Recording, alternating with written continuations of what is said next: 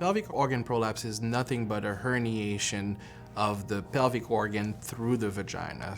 So oftentimes when I explain to my patient about if I told you I have a hernia in my abdomen, you understand that I have a bulge protruding through my abdomen. And pelvic organ prolapse is the same thing, but protruding through the vagina. So your pelvic organs, such as your bladder, your rectum, your uterus, and your small bowel, can descend into the vagina at various degrees. So pelvic prolapse is fairly common. It is estimated that around 33% of women who have children will have some degree of prolapse, but it's not always symptomatic. I would say one of the main risk factors is pregnancy.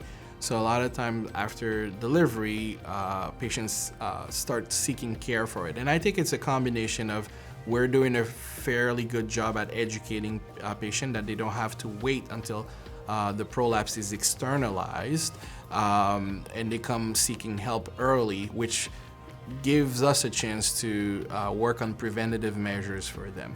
So the prolapse used to be thought as a condition of the elderly, but it affects women of all age, really. One of the conservative intervention is our products called pessaries.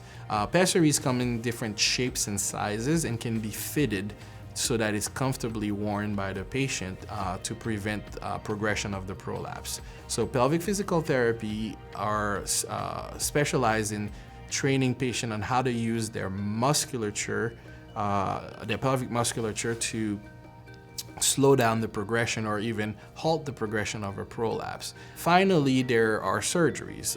And surgeries can be either reconstructive, where we're trying to fix the problem essentially. So if you have a tear in that tissue between the bladder and the vagina, we're gonna fix that tissue. And there are other techniques that are even less invasive, which are compensatory. So we're just narrowing the vagina so that things don't come down. So for the 85-year-old who is no longer sexually active, they don't need a very extensive surgery.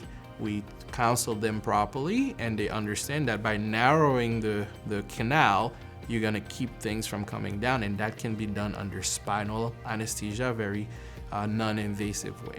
On the other side of the spectrum, you have the very younger, physically fit, physically active patient who's doing CrossFit and those kind of classes, who's gonna challenge their pelvis. And the discussion at that point is a little bit more advanced, and that's when we talk about graft to augment the tissue. So not relying just on the patient's tissue, which tears once and is likely to tear again if you're going to challenge it in that way.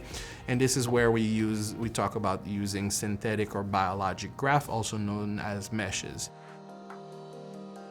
My advice is to reach out to us or talk to your primary care and ask to have a consultation with us. And I advise, if you have something that you're unsure about, just please call and come and see us. We'll sit down, understand how this is impacting you, and give you some education about what's happening and what your choices are.